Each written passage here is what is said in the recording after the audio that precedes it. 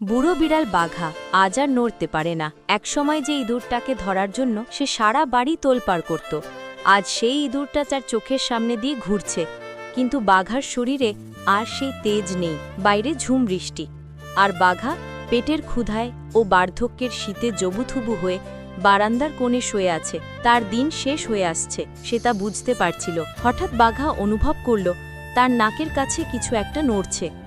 ঝাপসা চোখে দেখল সেই ছোট্ট ইঁদুরটা, যার নাম টুনটুনি, তার ছোট্ট মুখে করে একটা বিস্কুটের টুকরো এনে বাঘার মুখের সামনে রাখল। ভয় নয়, এক অদ্ভুত মায়ায়। বাঘা আলতো করে বিস্কুটটা খেল, তার ঘোলাটে চোখ দিয়ে জল গড়িয়ে পড়ল।